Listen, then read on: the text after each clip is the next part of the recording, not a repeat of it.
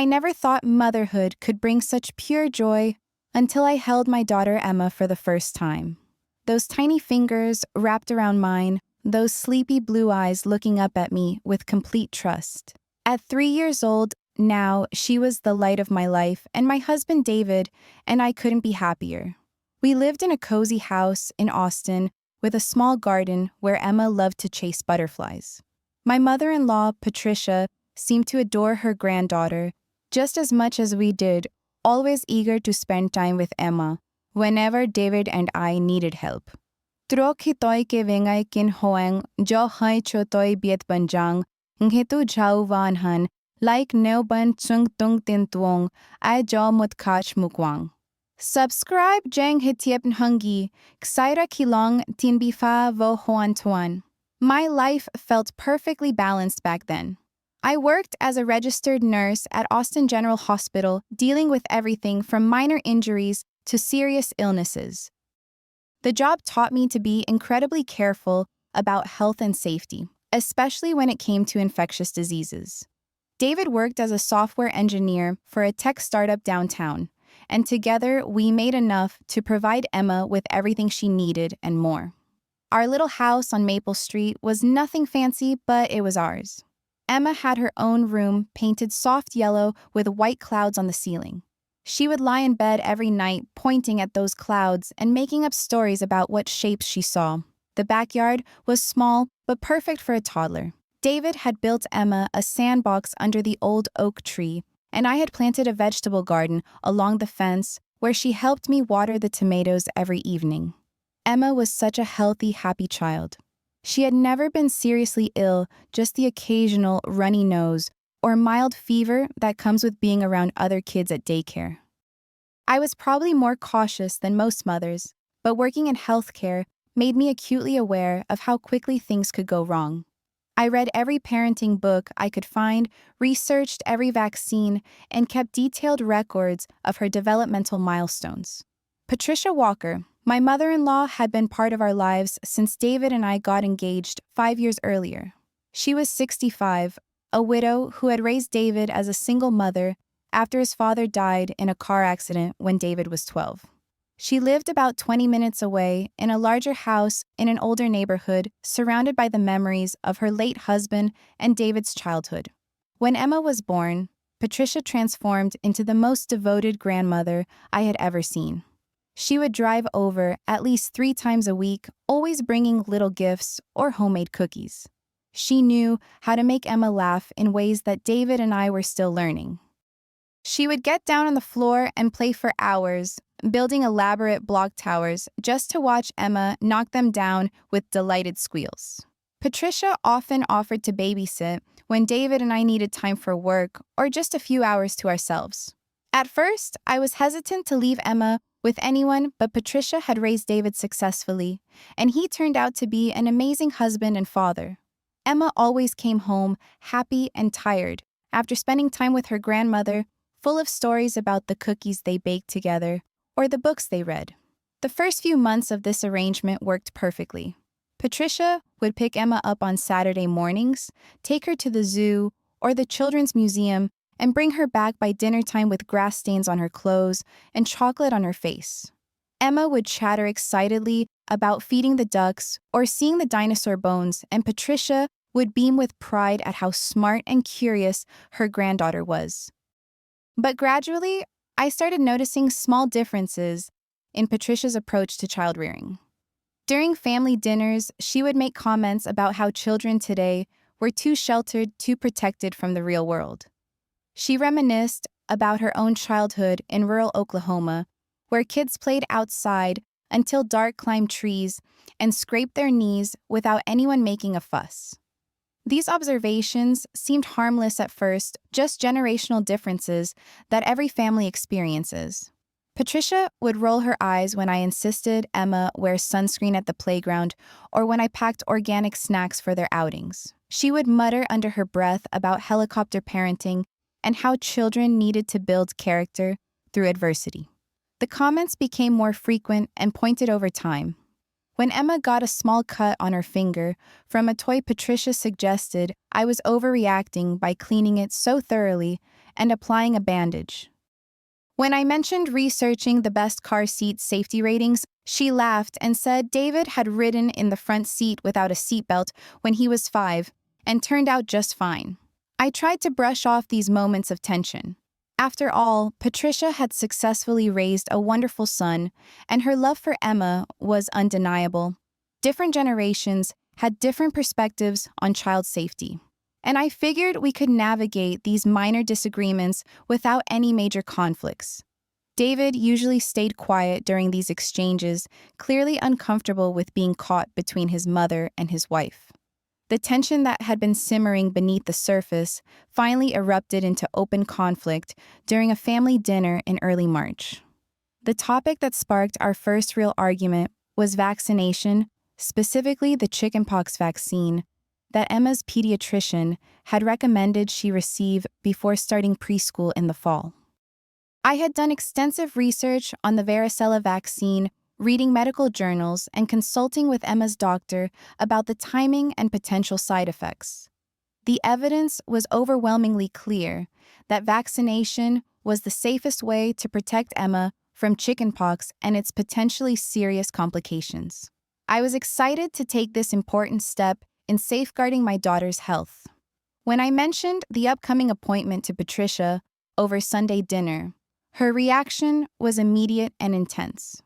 Her fork clattered against her plate as she set it down forcefully, her eyes flashing with an anger I had never seen before. "Absolutely not," she declared, her voice rising above the normal dinner conversation volume. "Chickenpox is a natural childhood disease. Children are supposed to get it. It builds character and strengthens the immune system in ways that artificial vaccines never can." David looked uncomfortable, glancing between his mother and me as the atmosphere in the dining room suddenly became tense. Emma continued eating her mashed potatoes, oblivious to the storm brewing around her. I tried to remain calm and rational, explaining the medical benefits of vaccination and the potential risks of chickenpox, including secondary bacterial infections, pneumonia, and in rare cases, encephalitis. I mentioned that I saw these complications firsthand in my work at the hospital. Patricia dismissed my professional experience with a wave of her hand. "Doctors today are too quick to pump children full of chemicals," she argued. "When David was little, all the children in the neighborhood got chickenpox naturally. They were miserable for a week, then they were done with it forever. They never had to worry about whether some artificial protection would wear off later in life."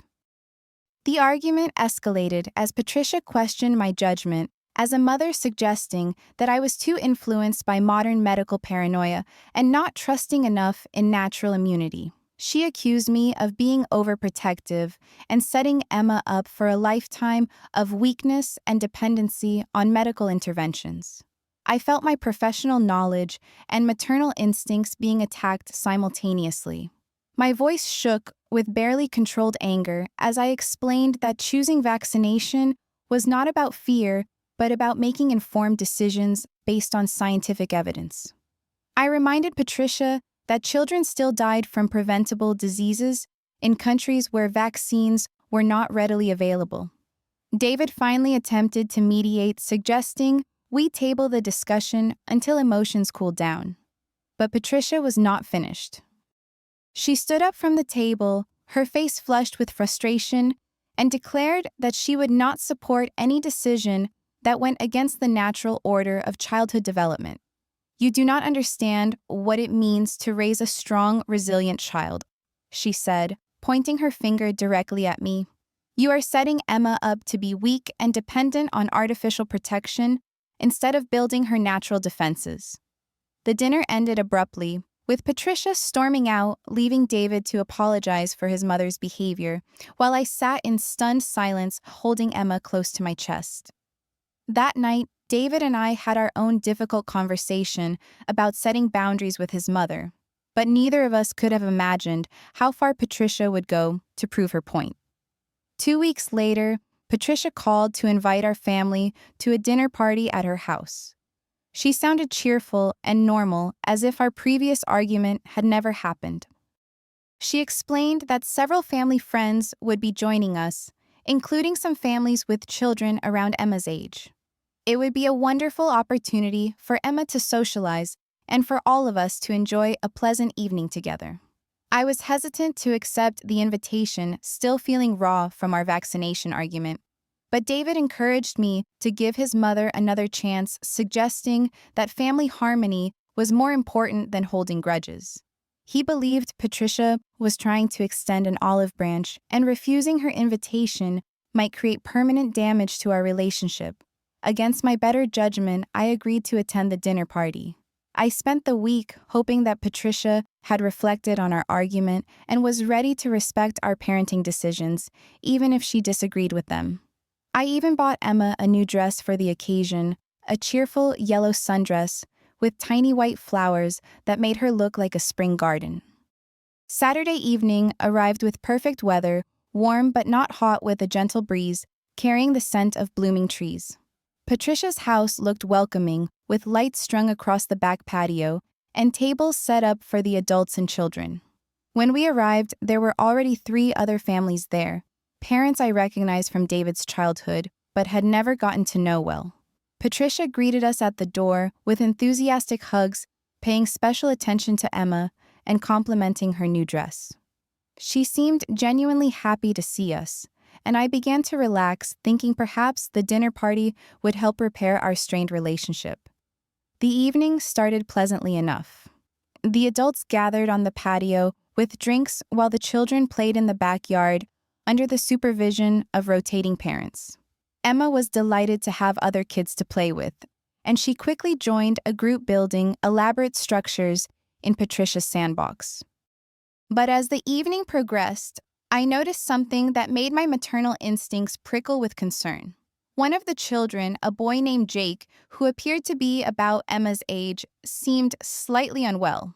He was scratching at his arms and neck frequently, and his cheeks looked flushed in a way that suggested he might be running a low fever. When Jake's scratching became more persistent and I saw him rubbing his eyes, I approached his mother, Sarah, to ask if he was feeling all right.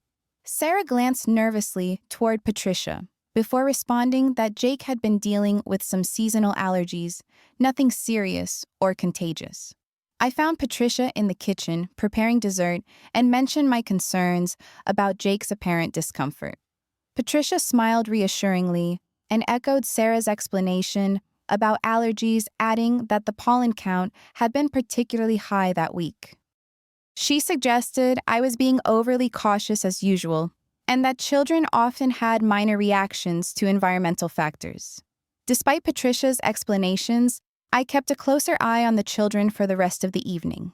Jake continued to scratch intermittently, and I noticed he seemed more tired than the other children, sitting down frequently, while the others continued playing energetically.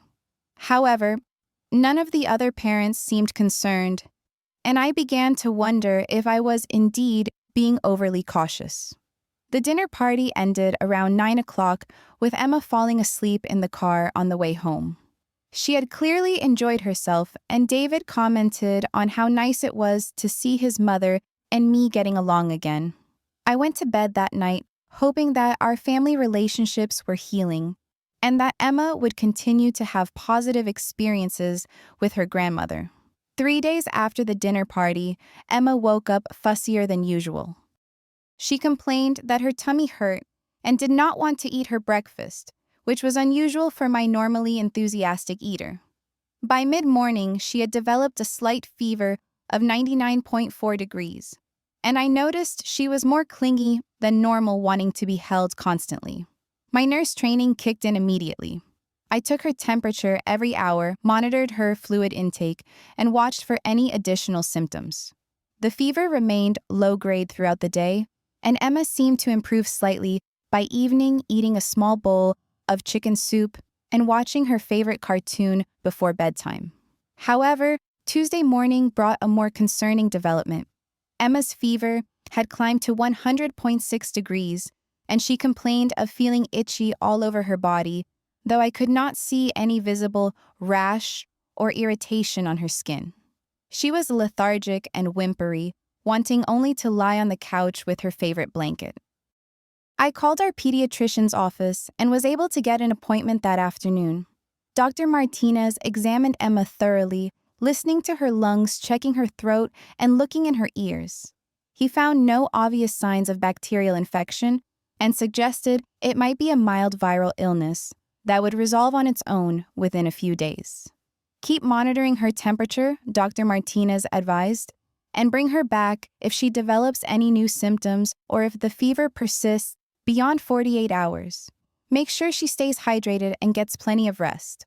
I followed his instructions carefully, but my motherly intuition kept nagging at me that something was not quite right. Emma had never been this sick before, and the combination of fever and persistent itchiness seemed unusual for a typical childhood virus. I found myself thinking about Jake from the dinner party and wondering if his allergies might have been something more contagious. That evening, I decided to call Patricia to ask about Jake's condition, hoping to either confirm or dismiss my growing concerns. Patricia answered the phone, sounding somewhat distracted, and when I asked about Jake, she was oddly evasive. "Oh, Jake is fine," she said quickly. "Children get sick all the time. It is perfectly normal for kids to pass little bugs back and forth. Emma probably just picked up a minor cold or something. You worry too much, Anita." Her dismissive tone and refusal to provide any specific information about Jake's symptoms only intensified my anxiety. I pressed her for more details, asking specifically about his scratching and whether he had developed any kind of rash since the party. Patricia became defensive and irritated. "I am not Jake's mother, so I do not keep track of every little symptom," she snapped. "Children recover from minor illnesses all the time without their mothers panicking about every sneeze and scratch. Emma will be fine in a day or two." The conversation ended abruptly, with Patricia claiming she had to attend to something urgent. I hung up, feeling more unsettled than before, with a growing suspicion that Patricia knew more about Jake's condition than she was willing to admit. Wednesday morning brought the moment that changed everything. Emma woke up crying at 5:30 a.m., and when I rushed to her room, I found my worst fears confirmed. Her torso, arms, and face were covered with small red spots that had appeared overnight. Some of the spots looked like tiny blisters, while others appeared as flat red marks against her pale skin. My heart sank as I recognized the unmistakable signs of chickenpox. Despite all my efforts to protect Emma, despite my professional knowledge and careful attention to her health, my daughter had contracted the disease I had specifically tried to prevent through vaccination. Emma was miserable, crying from the intense itching and general discomfort. The spots continued to appear throughout the morning, spreading across her back, scalp, and even inside her mouth. Her fever spiked to 102 degrees, and she could barely tolerate wearing clothes because everything felt scratchy against her irritated skin. I immediately called Dr. Martinez's emergency line and brought Emma to the office as soon as they could see her. The diagnosis was swift and definitive varicella, commonly known as chickenpox. Dr. Martinez prescribed antiviral medication to help reduce the severity and duration of the illness, along with topical treatments to ease the itching. She will need to stay home for at least 10 to 14 days, he explained, until all the blisters have crusted over and she is no longer contagious. Unfortunately, there is not much we can do except manage her symptoms and wait for the virus to run its course. The next 2 weeks were the most difficult of my life as a mother. Emma was absolutely miserable, covered from head to toe in itchy blisters that she could not stop scratching despite my best efforts to distract her. She cried for hours at a time, unable to sleep comfortably or eat normal meals. I had to take unpaid leave from work to care for her, which put additional financial stress on our family. But the physical and financial challenges were nothing compared to the emotional turmoil I experienced when I discovered the truth about how Emma had been exposed to chickenpox. While Emma napped fitfully on Thursday afternoon, exhausted from another night of interrupted sleep, I found myself mindlessly scrolling through social media on my phone looking for anything to distract myself from my daughter's suffering. That was when I saw a Facebook post that made my blood run cold. Sarah Jake's mother had shared a photo from Patricia's dinner party with the caption, "Thanks to Patricia for organizing such a successful chickenpox party. So grateful that Jake could share his natural immunity with the other kids. Here is to building strong immune systems the old-fashioned way." The post included several photos from the dinner party showing all the children playing together in Patricia's backyard. There were hashtags like natural immunity, chickenpox party, and traditional parenting. The comments below the post revealed that several other parents had known exactly what they were signing up for when they brought their children to Patricia's house. I stared at my phone in complete shock, reading and rereading Sarah's posts to make sure I was not misunderstanding. Patricia had deliberately exposed Emma to chickenpox by organizing what was essentially a contagion party, inviting families to bring their children into contact with Jake while he was in the early, highly contagious stages of the disease. My hands shook as I screenshot Sarah's Facebook post and scrolled through the comments, discovering the full extent of Patricia's deception. Parent after parent thanked Patricia for hosting and expressed their excitement about their children developing natural immunity to chickenpox. One mother wrote, "So much better than those artificial vaccines. Our kids will have lifelong protection now." The realization hit me like a physical blow. Patricia had not simply disagreed with my decision to vaccinate Emma. She had actively undermined my choice by deliberately exposing my daughter to a potentially dangerous disease without my knowledge or consent. She had looked me in the eye at that dinner party, assured me that Jake only had allergies, and watched Emma play with an infected child while knowing exactly what the consequences would be. I called Patricia immediately, my voice shaking with rage and betrayal. When she answered, I did not waste time with pleasantries. "I know what you did," I said, my voice barely controlled. "I saw Sarah's Facebook post about the chickenpox party. You deliberately exposed Emma to chickenpox without telling me." There was a long pause before Patricia responded, and when she finally spoke, her tone was completely unapologetic. "I did what was best for my granddaughter," she said calmly. "Emma needed to develop natural immunity, and you were too stubborn and misguided to make the right choice. Now she will have protection for the rest of her life, unlike those artificial vaccines that wear off." I could not believe what I was hearing. Patricia was not even attempting to deny her actions or express remorse for the deception. Instead, she was defending her decision as if she had every right to make medical choices for my child behind my back. "You had no right," I shouted into the phone, startling Emma awake from her nap. "You deliberately put my daughter at risk. Do you realize that children can die from chickenpox? Do you understand that she could develop complications like pneumonia or brain inflammation?" Patricia's response was dismissive and condescending. "You are being dramatic, Anita. Children have been getting chickenpox naturally for thousands of years. Emma is a healthy, strong child. A little discomfort now will save her from much worse problems later in life." The conversation continued for another 10 minutes, with Patricia maintaining that she had acted in Emma's best interest and that I was overreacting to a minor childhood illness. She accused me of being brainwashed by modern medicine and failing to trust natural processes. She showed no understanding of the violation of trust she had committed or the potential dangers she had exposed Emma to. When I finally hung up the phone, I was trembling with a combination of fury, betrayal, and fear.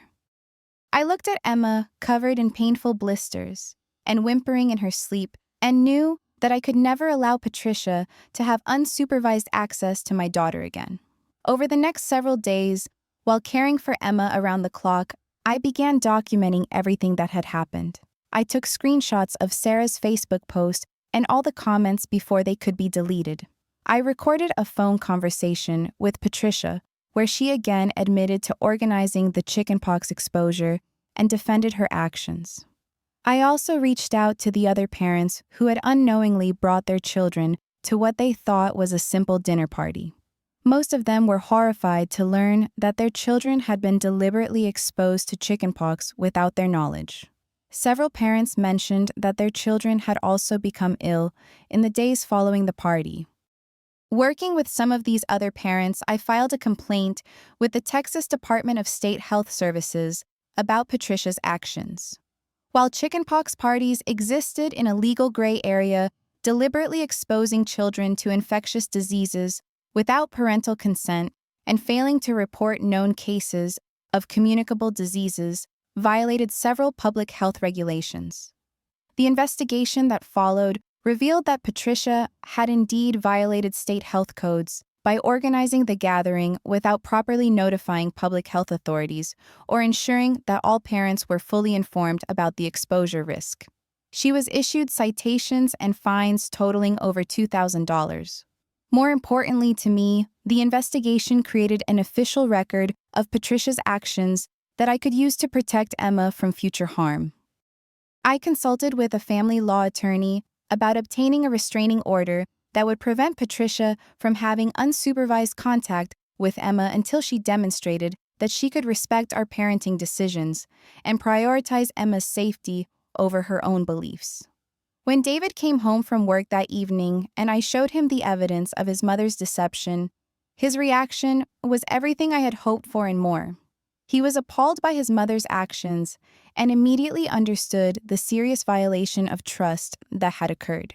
For the first time since I had known him, David prioritized his wife and daughter's well-being over his desire to maintain peace with his mother.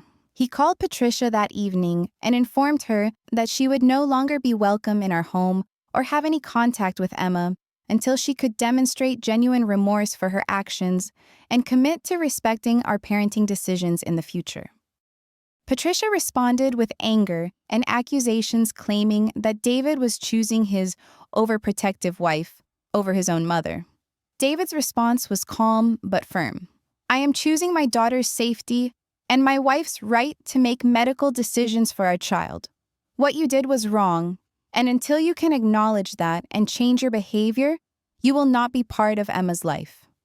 Emma's recovery took the full 2 weeks, during which time she missed important preschool activities and social opportunities. She developed secondary bacterial infections in some of her blisters that required antibiotic treatment, and the scarring on her arms and legs served as permanent reminders of Patricia's betrayal. But something positive emerged from this terrible experience. David and I grew closer as a couple united in our commitment to protecting our daughter and maintaining clear boundaries with toxic family members. We learned valuable lessons about trusting our instincts and standing firm in our convictions, even when facing pressure from people we love. The weeks following Emma's recovery marked the beginning of a profound transformation in our family dynamics and my own understanding of maternal strength. Emma healed physically, though she bore a few small scars that served as permanent reminders of her grandmother's betrayal.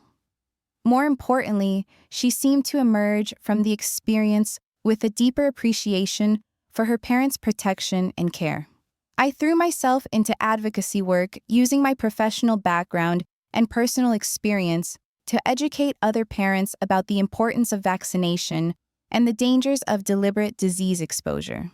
I wrote detailed posts on parenting forums sharing Emma's story and the photographic evidence of Patricia's deception.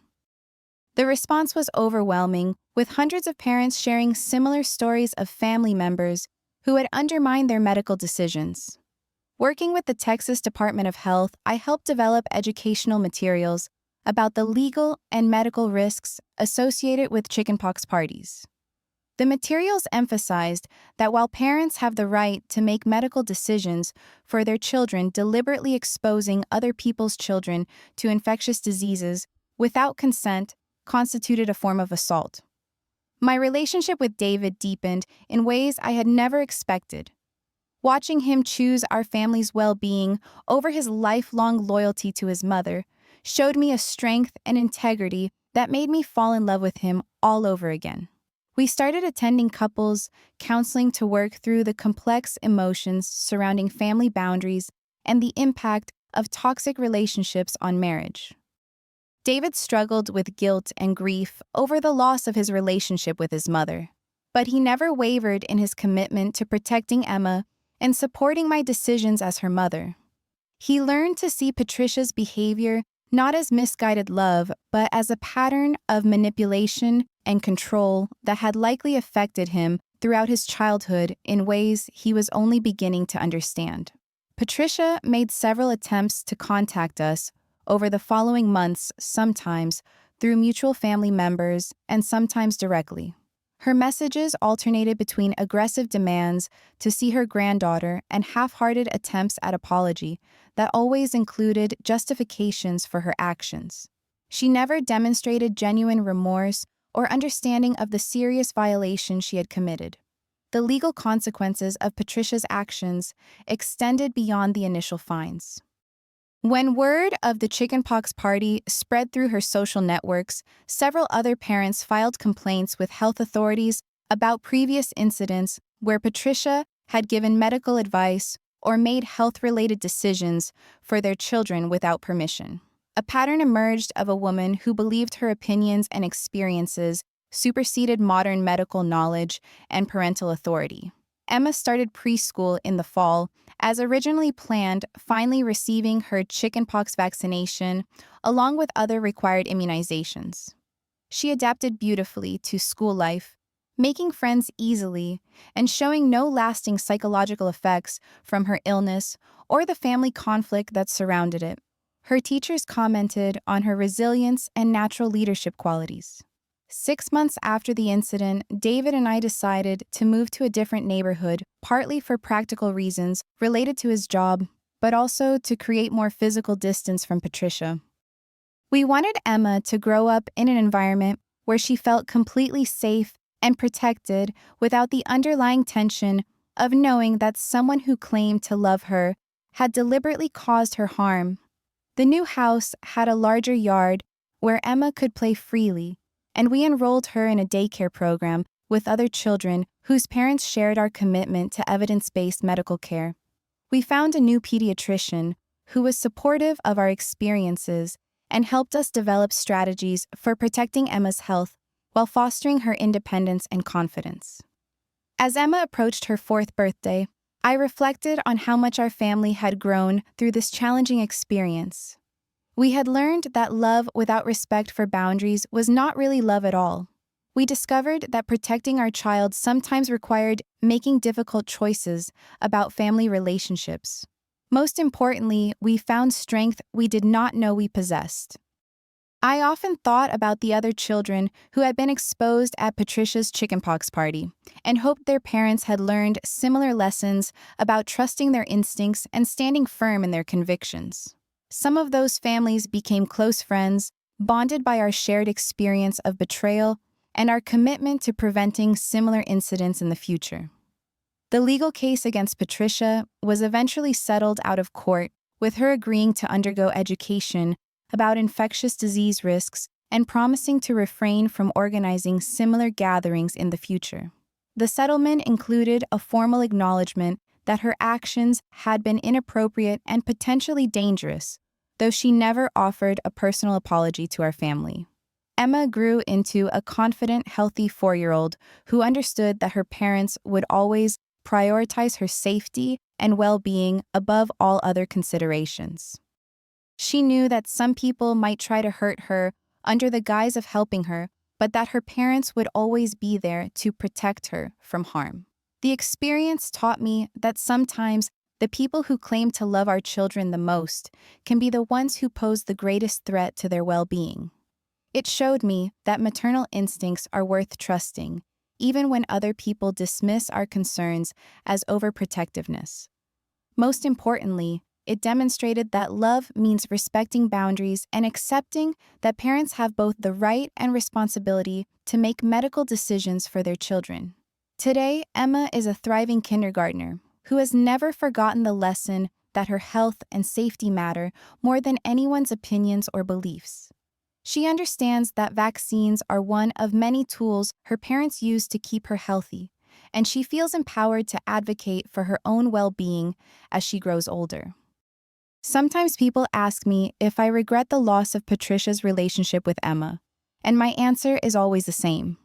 I regret that Patricia chose her ideology over her granddaughter's well-being, but I will never regret protecting my child from someone who prioritized being right over being safe. Emma deserves grandparents who respect her parents' authority and put her genuine interests first. And someday, we may find those relationships in other places. The most important lesson from this experience is that trust once broken through deliberate deception and endangerment cannot be rebuilt through words alone. It requires genuine acknowledgement of wrongdoing, demonstrable change in behavior, and time to prove that new patterns are sustainable. Until someone shows they can consistently prioritize a child's safety over their own beliefs, they have not earned the privilege of being part of that child's life. Sometimes family members hurt us most deeply because they believe their love gives them the right to override our judgment. But real love means respecting the boundaries that keep our children safe, even when we disagree with the decisions being made. What would you have done if someone you trusted deliberately exposed your child to a dangerous disease? Have you ever had to choose between family harmony and your child's safety? Share your thoughts in the comments below because your experiences might help other parents facing similar challenges. If this story resonated with you, please like and subscribe for more real-life stories about navigating family conflicts and protecting our children. Share this with any parent who needs to know they are not alone in standing up for their family's well-being. Thank you for listening, and remember that your children's safety always comes before anyone else's comfort or convenience.